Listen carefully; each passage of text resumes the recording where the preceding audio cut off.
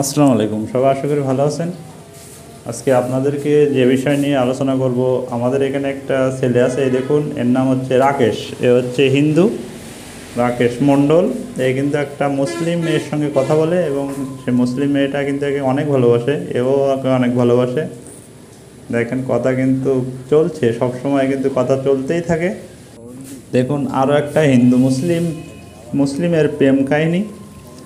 এর ভিতরে কিন্তু আবার মেয়েও কিন্তু চলে আসছিল একদিন, মানে বাড়ি থেকে পলায়ে চলে আসছিল। এই এ তো হিন্দু, ছেলে হিন্দু, মেয়ে মুসলিম।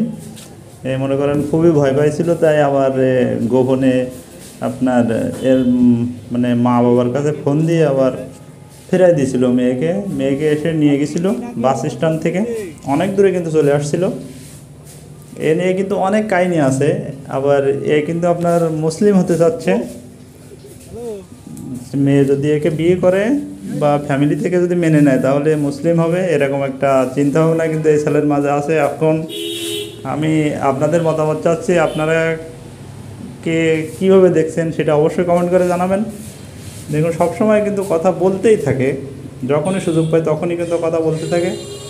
আমি কিন্তু একে অনেকভাবে বুঝাইছি যে এইটা মানে ঠিক না, বা অনেক সমস্যা হইতে পারে দুই ফ্যামিলি থেকে। একেও বুঝাইছি আমি যে মেয়ের সঙ্গে কথা বলে, সে মেয়ের সঙ্গে কিন্তু আমি কথা বলছি, কিন্তু মেয়েও ছাড়তে নারাজ, এও ছাড়তে নারাজ। এখন দেখা যাক কত দূর যায় এই প্রেম কাহিনী। আমি যতদিন মানে এর সঙ্গে আছি আপনাদেরকে আপডেট দেওয়ার চেষ্টা করব, কখন কি ঘটনা ঘটে, কখন পালিয়ে যায়। যাই হোক, সবাই ভালো থাকবেন, সুস্থ থাকবেন। আমার ভিডিওটা ভালো লাগলে অবশ্যই একটা লাইক করে দিবেন। আল্লাহ হাফেজ।